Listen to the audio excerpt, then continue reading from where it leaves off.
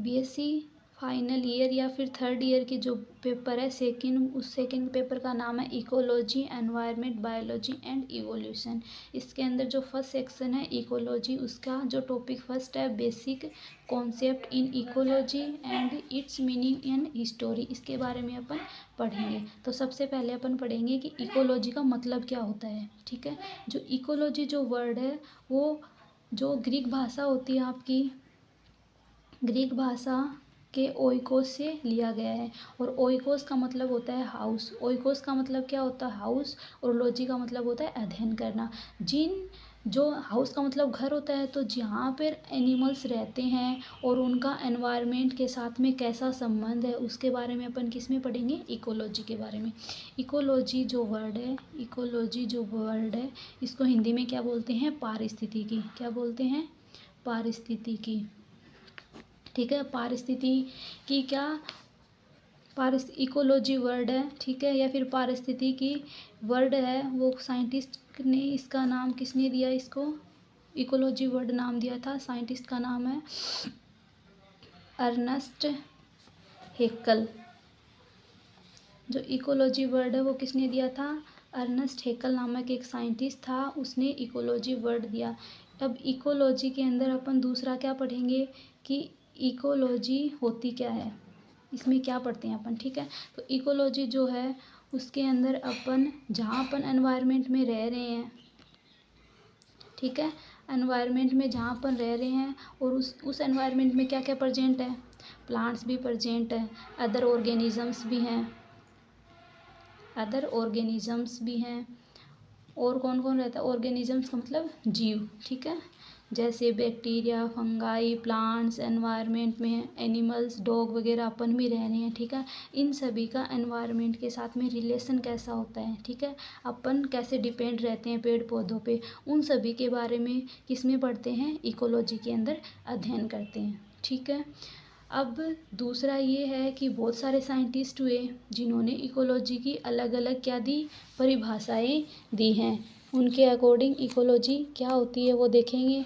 जैसे हेक्ल क्या है? एक साइंटिस्ट का नाम है। ठीक है, हेक्ल नामक एक साइंटिस्ट था, उसने क्या जो इकोलॉजी है इसकी परिभाषा दी है। ठीक है, उसका मतलब ये है कि उसने ये बताया कि जीवों व क्या डेफिनेशन दी उन्होंने? जीवों व उनके वातावरण के पारस्परिक संबंधों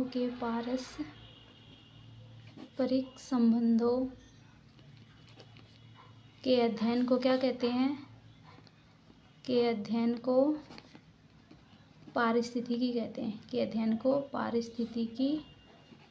कहते हैं। ठीक है, तो हेक्ल ने क्या बताया? जीव आ गया, जीव मतलब अपन लोग व उनके वातावरण। ठीक है, अब अपन कौन से वातावरण में रह रहे हैं कि पारस्परिक संबंधों के अध्ययन को क्या बोलते हैं? पारिस्थितिकी।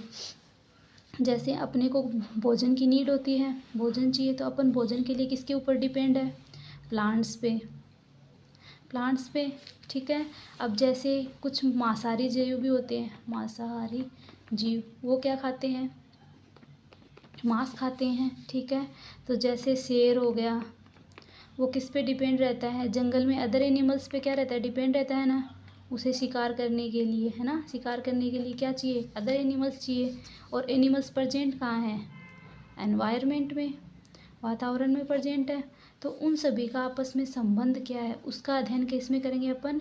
इकोलॉजी के अंदर। जैसे अपने को O2 चाहिए जीवित रहने के लिए, क्या चाहिए? दूसरा सन चाहिए ना, किसके लिए? प्रकाश के लिए, लाइट के लिए।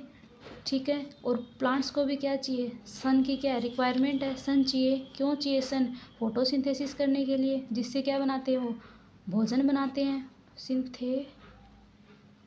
ठीक है, वो क्या बनाते हैं? प्रकाश संश्लेषण के द्वारा किसका निर्माण करते हैं? भोजन का निर्माण करते हैं। भोजन किसके लिए रिक्वायरमेंट है? अपने लिए। अपने को क्या चाहिए? भोजन चाहिए ना खाने के लिए।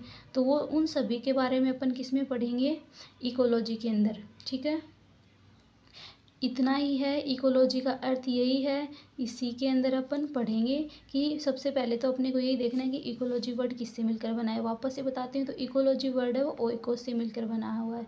ठीक है, इकोलॉजी जो वर्ड है ओइकोस से बना है। ओइकोस का मतलब है होता है हाउस, और लॉजी का मतलब होता है स्टडी करना, ठीक है। इसके अंदर क्या पढ़ेंगे अपन, जो जीव रहते हैं उनके जो एनवायरनमेंट है उसके साथ में संबंध कैसा होता है, वो सब अपन किस में पढ़ेंगे, इकोलॉजी के अंदर।